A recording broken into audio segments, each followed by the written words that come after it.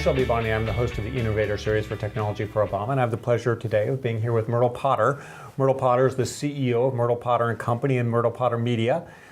She's also been a very successful executive in the healthcare sector. So she ran a $4 billion business for Bristol Myers Squibb, and also is the president and chief operating officer at Genentech. So it's such a pleasure to have you. Nice to meet you. So I thought it might just be helpful for you to give a little bit of time on your background. I know, very esteemed career. We're named 3 times to Fortune Magazine's 50 Most Powerful Women in Business. So I just thought it might be great for context, just provide a little information on your background. Yeah, so I've been in the healthcare industry for 30 years. I originally come from Las Cruces, New Mexico, a dusty desert town in the Southwest, and had my first job, believe it or not, selling adult disposable diapers for Procter & Gamble, my first healthcare job. Where was that? In the state of Wisconsin. Okay.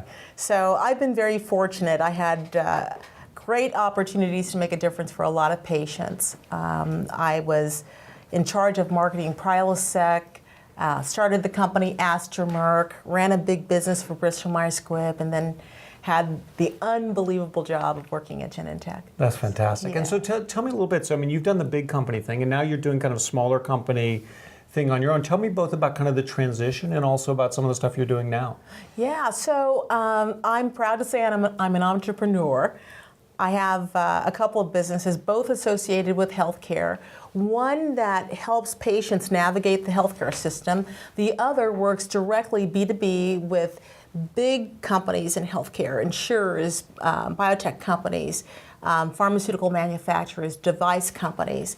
And basically, I'm helping strategy on the one hand, but also helping to make sure that consumers get the kind of resources that they need to navigate the healthcare system. And the healthcare in general has been a hot topic for the last 3.5 years. I'm just curious, I think a lot of people feel the system has really been broken.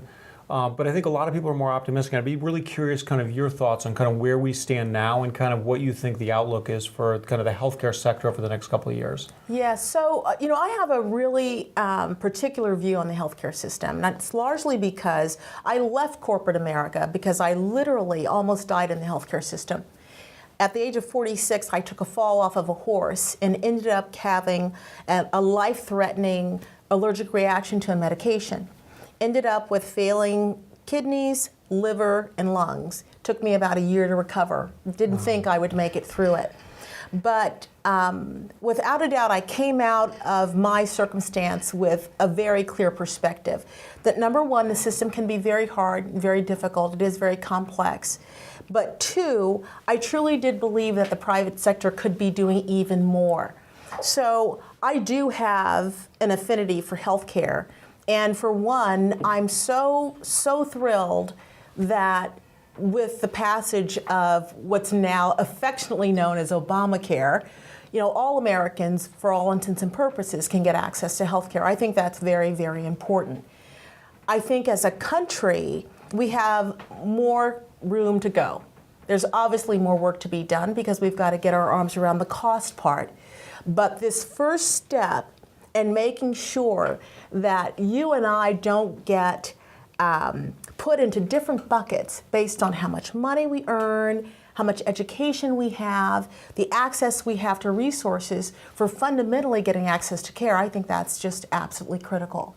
And so your expectation is Obamacare is an important first step, but you think we still have more work to do in terms of how we continue to make the healthcare system work better for both patients and for the economy? Yes, we absolutely have to do more. Healthcare costs are still unbelievably high in this country.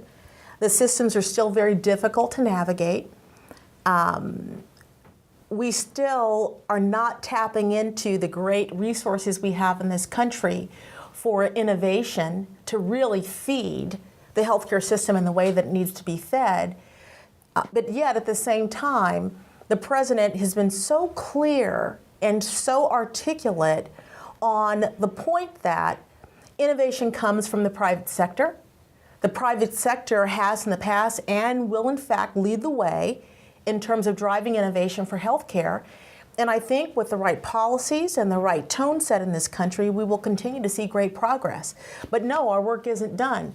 But there has to be a first step, right? And I like the first step that says you can't get turned away if you don't have insurance. I like the first step that says you can have a tragic event happen to you like I had, and yet your insurance company can't cut you loose because you cost too much money. Right. I like these first steps. Right. So Myrtle, it's been a pleasure talking to you. I really look forward to talking to you more. We're going to talk about innovation in the next segment, and really look forward to it. So thank you. Thank you.